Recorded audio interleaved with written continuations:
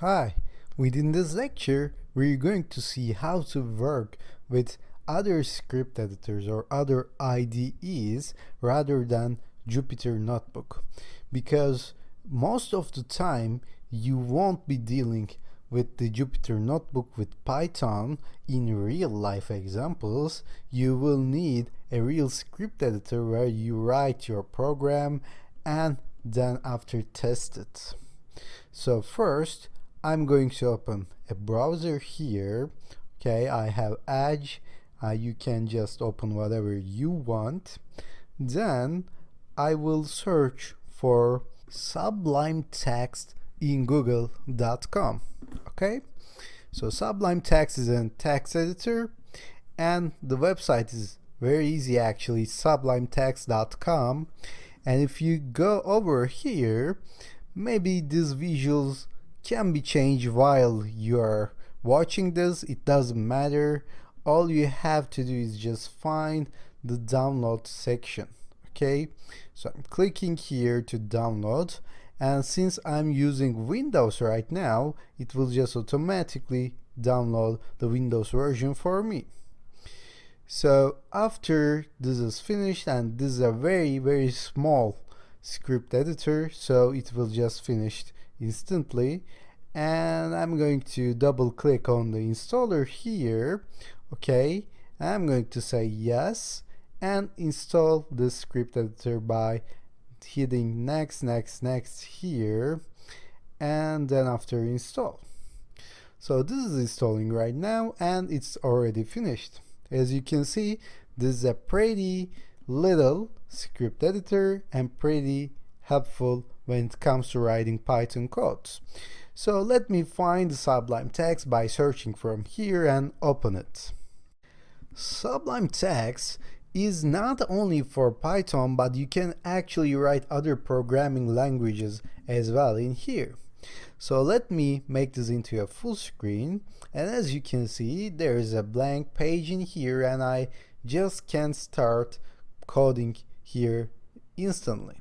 Okay, but before we do that, we remind that Sublime Text doesn't know what I'm writing right now.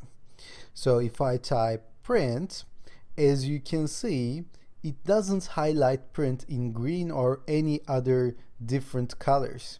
As you might remember, we did that in the Jupyter Notebooks. Since this is a built-in Python function, Jupyter Notebooks highlighted it with another color. But Sublime Text doesn't even know that this is a Python code. So if I type hello world right here, all I see is just white or gray code. But if I save this file from here, like save as, and let me save it into a desktop, and let me create a new folder called Python projects. Of course, you can just save it to the desktop as well, or documents as well. Now I will just name this example but .py. Okay, example.py. So py stands for Python file, and as you can see now it's highlighted according to Python procedures. Now let me go here from menu to settings, and here you can find the settings that you can change about Sublime Text. For example, maybe you realize that the font is very small right now, so you see the current values in the left pane, and if you just copy the current values that you want to change, like this font here, and paste it in the right side, okay, let me copy this and paste it in here under curly braces, between curly braces, and then I can change the type. Okay, I can change the value. If I save it, as you can see, font size increased. Maybe it's better to have 24. Yeah, I think it's better, so we can see it clearly.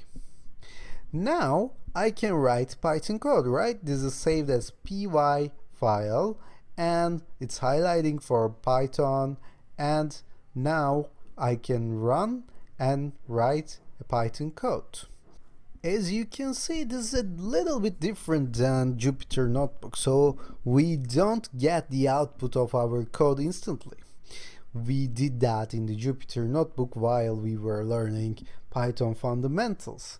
But here we write the code and then execute it. Like here, go tools, for example, and you will see some options here like build.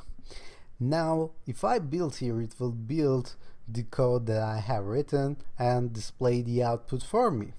So let me click on that and select Python from here, and as you can see, we got the output below. But this is not the only way to do that, and we will see the alternative in the next lecture. But for right now, let me create another code here, like let me create a list with some numbers in it, 1 2 3 4 5, okay, with commas, 1 2 3 4 5 6 7, and let me do a simple for loop again for number in my list. You know how to do that, right? And as you can see, this gives me auto completion right now, the thing that we didn't have in actually in the Jupyter Notebook. So for number in my list, print number. So if I compile this, if I build this, let me show you what I got in return.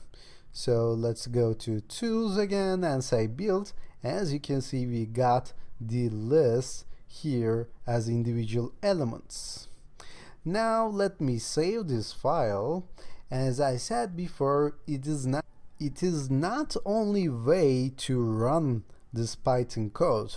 Actually, we rather use terminal or command prompt to run Python codes while we are programming. And we're going to learn how to do that in the next lecture.